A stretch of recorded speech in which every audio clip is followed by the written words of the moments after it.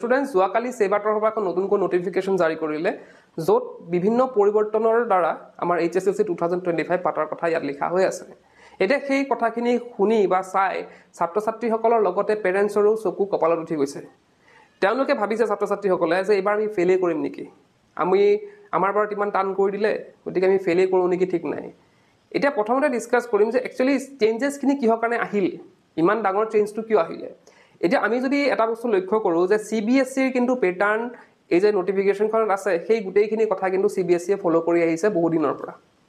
এতিয়া আৰু আমাৰ শিক্ষামন্ত্ৰীও কৈ আহিছে আগৰ পৰাই যে তেওঁ কি কৰিব তেওঁলোকে কি কৰিব যে লাহে লাহে সেই সেবাৰ যোনটো প্যাটাৰ্ন আছে সেইটো লাহে লাহে কি হ'ব CBSE ৰ দৰে কৰি পেলাব যাতে আমাৰ সেবাৰ ছাত্ৰ ছাত্ৰীসকলে পিছৰ অৱস্থাত CBSE কৈ কম হৈ নাথাকে মানে সেবাও যাতে সেবাৰ ছাত্ৰ ছাত্ৰীসকলেও যাতে এটা ভাল ফলাফল কৰিব পাৰে বা পিছৰ অৱস্থাত চাকৰি ক্ষেত্ৰতে হওক বা বিভিন্ন কম্পিটিটিভ এক্সামতে হওক যাতে তেওঁলোকে একলগ হৈ থিয় দিব পাৰে আমাৰ গতানুগতিক শিক্ষা ব্যৱস্থাত কি আছিল আমি যে ইমান দিনে এক্সামটো চাই আহিলো গতানুগতিক এক্সামত কি হৈছিল ম্যাক্সিমাম কি হয় আমাৰ পাঠ ভিত্তিক কোৱেশ্চন দিয়ে এটা দুটা কিছুমান হয়তো ইনসাইট দি দিয়ে কিন্তু ম্যাক্সিমাম কি হয় পাঠৰ পৰা আহে হল কিন্তু এতিয়া যেহেতু নটিফিকেশনখনত ক্লিয়াৰলি লিখা আছে যে এইবাৰ কি হ'ব পাঠ ভিত্তিক তেওঁলোকে নিদিব পাৰে আৰু নিদিবও চাগে গতিকে গুটেখিনি কি হ'ব কনসেপচুৱেল হ'ব এটা কনসেপচুৱেল কথাটো এনে ধৰণৰ যে আমি বুজি লৈ কনসেপ্টটো বুজি লৈ এটা ধৰা মই জাস্ট এটা এক্সাম্পল দিম মেথছৰ এক্সাম্পল দিম সৰু এটা এক্সাম্পল দিম ধৰিলে তোমালোকে এটা এক্সাম মানে এটা ধৰা চ্যাপ্টাৰ আছে এডিশনৰ ওপৰত 2 + 3 আমাৰ শিকোৱাইছে 2 + 3 কেনেকৈ কৰে 2 + 3 5 কেনেৰে আমি ওলালো যে আমি কেনেকৈ শিকিলো 2 + 3 5 বুলি কাৰণ এডিশনৰ ৰুলখিনি আমি শিকিলো সেইখিনি কনসেপ্ট বুজিলো যে আমি কিদৰে প্লাস কৰিব লাগে দুটা আমি নম্বৰ কিদৰে প্লাস কৰিব লাগে সেইটো শিকিলো সেইটো শিকাৰ লগে লগে এতিয়া আমাৰ কি হ'ব যে আমাৰ যে 2 + 3 এ দিব এক্সামত সেইটো কথা নহয় আমাক হয়তো 5 + 3 দিব পাৰে বা 10 + 15 দিব পাৰে 100 + 200 দিব পাৰে তো বস্তুখিনি মেইন কথাটো কোনটোত আহে মেইন কথাটো হৈছে আমি এডিশনখিনি জানো নাই প্লাস কৰিব জানো নেজানো আমাক যিমান নিদিয়ক কিয় আমি যদি প্লাসটো শিকো আমি গুটেখিনি পাৰিম গতিকে ইয়াত কোনো ধৰণৰ ভয় খাবলগীয়া একো কথা নাই এনেকুৱা নহয় যে আমাৰ চ্যাপ্টাৰ পৰা নিদিয়ে কোৰ পৰা দি দিব ঠিক নাই এনেকুৱা নহয় বস্তুবিলাক কি হ'ব কিনখিনি তোমালোকে নলেজ ওয়েৰ কৰিলা চ্যাপ্টাৰৰ পৰা সেইখিনিৰ ওপৰত বেছ কৰি তোমালোকৰ কোৱেশ্চন দিয়া হ'ব ইয়াৰ পিছতে এটা বস্তু এটা ওয়াৰ্ড তোমালোকে হয়তো নোটিস কৰিছা যে তাত কি আছে লাৰ্নিং আউটকাম মানে সেই ওয়াৰ্ডটো যদি বুজি লোৱা তেতিয়াহলে তোমালোকৰ গুটেখিনি ক্লিয়াৰ হৈ যাব কেনে ধৰণৰ কোৱেশ্চন আহিব বা কেনে ধৰণে প্ৰস্তুত কৰিব লাগিব লাৰ্নিং আউটকামৰ অৰ্থ হৈছে যে তোমালোকক যোনখিনি শিকোৱা হৈছে যোনখিনি পঢ়োৱা হৈছে বা যোনখিনি শিকোৱা হৈছে সেইখিনি তোমালোকে ইউজ কৰিব পাৰিছা নাই সেইটো হৈছে লাৰ্নিং আউটকাম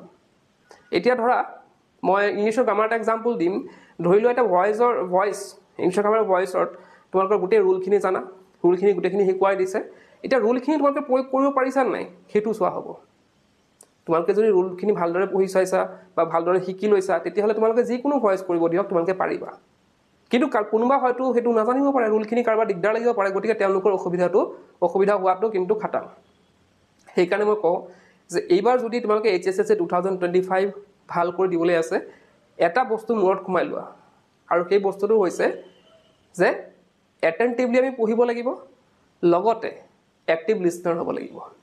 এটেন্টিভলি মানে কি বহুতে ক্লাছত যায় গবলে বহিলে কি হয় তেওঁলোকৰ মনটো কিন্তু বেলেগত থাকে টিচাৰে কি কৈ আছে কি বুজাই আছে তেওঁলোকৰ হেতু আহে না যায় তেওঁলোকে বহি আছে হয়তো লগৰজনৰ লগত কথা পাতি আছে বা বেলেগ কিবা চিন্তা কৰি আছে কিন্তু পঢ়াইছে কি হেতু ওপৰত ধ্যান দিয়া নাই কনসেপ্টটো বুজি লোৱা নাই মানে এটা গতানুগতিক আমি যদি শিক্ষা ব্যৱস্থাত চাওঁ আমাৰ কি হয় ছাত্ৰ ছাত্ৰীসকলে মন নিদিয়া ক্লাছ মন নিদিয়াৰ পিছতো তেওঁলোকে যেতিয়া কোৱেশ্চন আনসাৰ লিখা দিয়া হয় তেওঁলোকে কিনি মুখস্থ কৰে গৈ পেলে লিখি থৈ আহে কিন্তু এবাৰটো হেতু নহব যেহেতু কনসেপ্টৰ ওপৰত বেছি ধ্যান দিব গতিকে আমি কি হ'ব লাগিব এক্টিভ লিসনাৰ হ'ব লাগিব ক্লাছত কি কৈ আছে টিচাৰে কি কৈ আছে সেইখিনি আমি এক্টিভলি শুনিব লাগিব লগতে আমি কোৱেশ্চন কৰিব লাগিব টিচাৰক আমি কোৱেশ্চন কৰিব লাগিব যে এটো কেনেকৈ হ'ল যদি বুজি পোৱা নাই হেতু আমি স্কুলতে চেক কৰিব লাগিব আৰু যদি টিউশন আছে টিউশনত গৈ পেলাই আৰু বেটাৰ বুজিব লাগিব তো তেনেদৰে আমি কি কৰিব লাগিব আমাকে নিজক প্ৰস্তুত কৰিব লাগিব কমপ্লিটলি হেতুৰ ওপৰতে বেছ তোমালোকে যে ধ্যান নিদিয়া পঢ়াত হেতু কাৰণে এটো ব্যৱস্থা কৰা হৈছে যে যাতে ছাত্ৰ ছাত্ৰীসকলে ধ্যান দিয়ক, কনচেপ্টটো বুজক, অকল ৰোড মেমৰাইজেশ্যনত নহওক, যাতে অকল মুখস্থ কৰি লিখিলোঁ তেনেকুৱা যাতে নহয়, সেইটো কাৰণে ব্যৱস্থা কৰা হৈছে। গতিকে তোমালোকে বুজাত ধ্যান দিব লাগিব, এবাৰ আণ্ডাৰষ্টেণ্ডিঙৰ ওপৰত বেছি গুৰুত্ব দিব লাগিব। যদিহে বুজাত ধ্যান দিয়া, যদি এই প্ৰথম অৱস্থাত ভালদৰে পঢ়া, প্ৰথমৰ পৰা যদি ভালদৰে পঢ়ি যোৱা, তেতিয়া তোমালোকৰ কি হ'ব, এটা ভাল ৰিজাল্ট হোৱাতকৈ কোনো ৰখাব নোৱাৰে তোমালোকক। আৰু এচাম ছাত্ৰ ছাত্ৰীৰ প্ৰব্লেম হ'ব পাৰে যিসকলে পৰীক্ষাৰ আগত কমন বিচাৰি ফুৰে। এইবাৰ যিহেতু কমনৰ কথা নাহে, হয়নে, ক'ৰ পৰা কুৱেশ্যন দিব, যদি ইনচাইট কুৱেশ্যন দিয়ে বা লাৰ্ণিং আউটকামৰ ওপৰত কুৱেশ্যন থাকে, তেতিয়া ক'ৰ পৰা কুৱেশ্যন দিব সেইখিনি কিন্তু টিচাৰো নাজানিব।